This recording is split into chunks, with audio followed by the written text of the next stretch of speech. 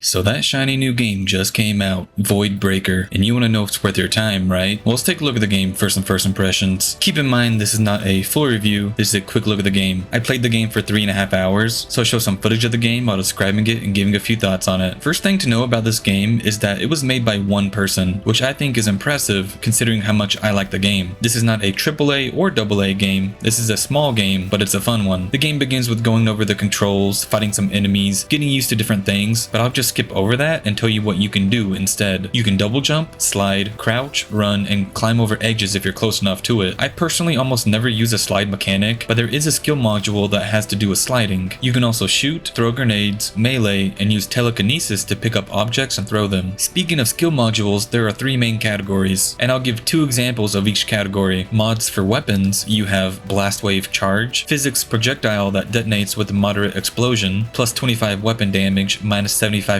fire rate. Magnetic Interference increases weapon damage, but projectiles move in random patterns. Weapon damage plus 40%, accuracy minus 40%. Mods for yourself, typically named body mods, you have Kill Charge Engine, partially refilled current weapon magazine after killing a staggered enemy, Voltaic Tether, objects thrown with gravity tether will inflict electricity, and then for new abilities you have Missile Strike, designate a target area to receive a missile strike. Fire Strike fires a burst of fire forward, inflicting targets with fire. There are of course more in each category, and there are rarities for them too. The higher the rarity, the better they are. Once you get a mod, you'll need to equip it to your weapon, and you have limited slots to do so. Any of them that you don't want to use or don't have the space for will go to your inventory. You can even pull up a little weapon attachment menu to switch out different mods on the fly that you have equipped. There are other types of mods though, some that will give you more mod space so you can put even more mods on your gun, or a mod called Repeater. These Repeater mods are one of my favorite ones to get. It'll usually cancel out nearby mod slots, but the way it's pointed will give double the effect of the mod placed there. This game has 3 zones and a boss at the end of each zone. Once the zone 1 boss is defeated, you'll be put right into zone 2, and so on. If you die, you'll have to start back over in zone 1. There's no zone skipping or starting in different zones. You'll start in zone 1 every single time. Each zone has different ways to go in order to get to the boss. You can either go right or you go left. There's symbols next to the pathways that show you what's there. For example, there's a shop to spend your in-game currency on mods, or a chest for more mods, or something called Corruptor, which gives you a random debuff, but if you win the next round, you'll get an extra reward because of that. There's more than just those on the pathways though. You'll go through about 4 to 5 different areas before you reach the boss, and each area is locked down. There's no leaving it unless you win or die. At the end of each area, you'll get reward chests, like in-game currency or mods. You can also find some in-game currency lying around the different areas too. Besides the mods, the game also focuses a lot on fast-paced combat and destruction. To be fair, the buildings in this game aren't complex, but the destruction is still satisfying nonetheless. I died to the first boss a few times before I finally made it to the second zone. It seems like the zones have different themes to them. The first was rocky and the second was more tropical. I assume the other zones will have their own theme too. When you die, you'll be sent back to the very beginning house that also has a bunker connected to it. You will not keep any mods that you had during your run. You'll start each run completely empty of mods, but there are a couple ways around that. In the bunker before you begin, you can research mods that you can take with you on your run. It takes a while to research though, and they seem to be destroyed once you die or make it to zone 2, so even these mods are temporary. The only permanent upgrades that you can do is unlocking new guns and perks with decryptors. I seem to get 1 decryptor per zone even if I died, and these upgrades are done in the bunker. You begin the game with a pistol, but you can use a decryptor to unlock the assault rifle. There's no other guns to unlock in the first bunker, but once I beat the zone 1 boss, I also unlocked the ability to purchase the shotgun. Now for the permanent upgrades, those take 1 decryptor to unlock each, and then it takes in-game currency to upgrade even more. You have defense, offensive, and utility. A few examples of these is more health, more ammo, and more currency picked up mid-game. There's more of course, but one in particular that I really liked was the one that gives you reward chest at the very beginning of the game, so I can get mods and equip them before I even fight once. There's not too much of a story in this game, but that matters little as the gameplay loop is a focus. I honestly really like this game. It's fun to play. I found myself playing longer than I had planned to play for this video, simply because I was enjoying it so much. The constant upgrading is addicting, and it feels rewarding once you clear each area and beat a zone boss. The game looks really good graphically. It's UE5 after all. Surprisingly though, the performance was really good despite it being UE5. I'd say the majority of UE5 games I play have some sort of performance issue, but this one was flawless for me. Really smooth the whole way through. All the more impressive that this game is made by a single person. There is a roadmap for this game for future updates on Steam, and I can see more mods, weapons, and 2 more zones planned, so that would bring it up to 5 zones in total. I really like playing playing this game. And if you've made it this far into the video, I think you'll like it too. I can recommend this game right now as it is because I think it's worth the money, though that's my personal opinion. Whether or not this is your type of game, I'll see you on the next one.